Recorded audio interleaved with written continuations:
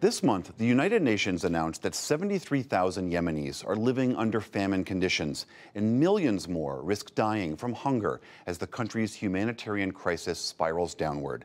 Since 2014, Yemen has been torn apart by a civil war, pitting rebels who are allied with Iran against the Yemeni government, which is allied with Saudi Arabia. Saudi Arabia, in turn, receives military support from the United States.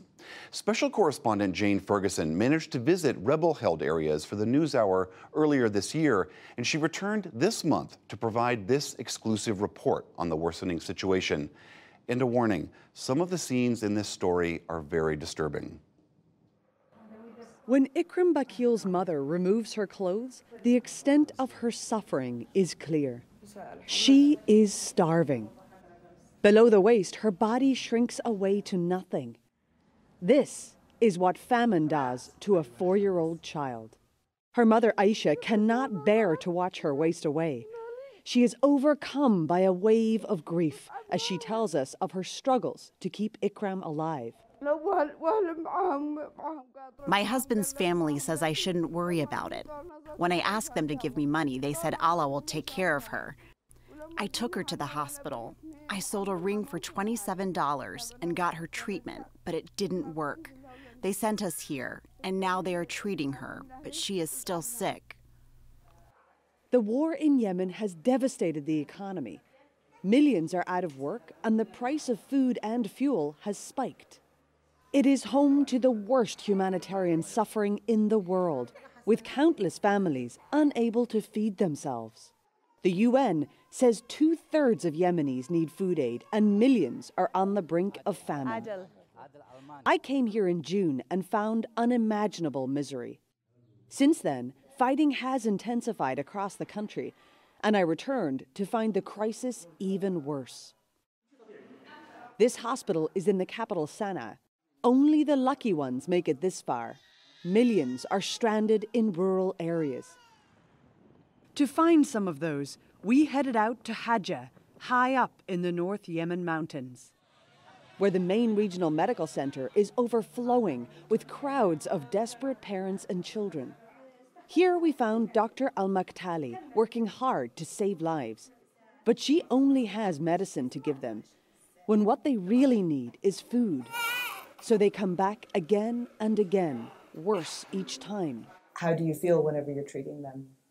I am feeling very, very sad because I can't help them. When they came here in the outpatient, they are moderate malnourished. I can't give them food. From where I will give them food? After that, they are coming to the ward with severe malnutrition. This is the process. Moderate to severe and dying. So you're forced to watch them get worse? Yes, yes. She's afraid this is only the tip of the iceberg. Many of the worst cases she doesn't see.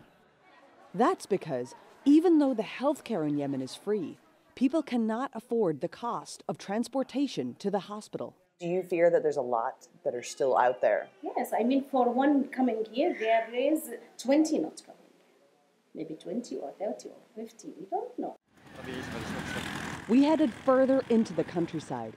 Here, at a basic rural clinic, parents waited in line for their children to get examined. They're all from this one area? The daily weighing and measuring of tiny arms comes to the same conclusion every time. When the tape shows red, it means severely malnourished. Driving deeper into the mountains, we learned of a family struggling to keep their newest born alive. Here in their isolated community, they were living only on rice and prayers. Hamoud Abdallah is stunted and unresponsive. He has been malnourished his entire short life.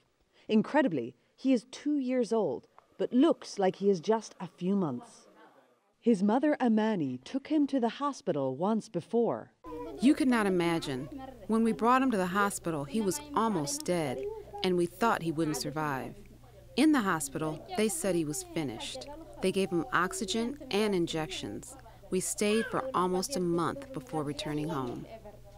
Now he is sick again, and there is no more money left for the journey back to the hospital. Yemen's mothers are surviving on one meal a day, often just bread and tea. They are not getting enough nutrition to be able to breastfeed, and their babies weaken and die. The cost of a simple bus fare has spiked as fuel prices increased due to the war. Half of the country's health facilities are shut, and even if families do make it to one, they then have to pay for a place to stay in the town while the child gets treatment. All too often, they leave the hospital too early and return to a home where food remains scarce. It is not just hunger that claims the lives of Yemen's children. Diseases have taken hold here too. Poor sanitation and living conditions as a result of the war have spawned the world's worst cholera outbreak. Every hospital now has to have cholera wards like these. 5-year-old Akram is barely conscious, suffering from dangerously severe dehydration. Nearby lies Wada, also 5 years old.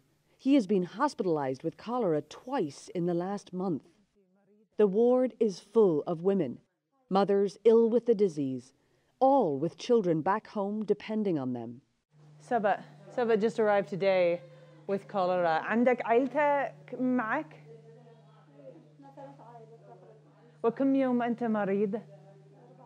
She's been sick for 4 days and she just arrived today for treatment with cholera. She's one of 5 people to arrive into this clinic so far today.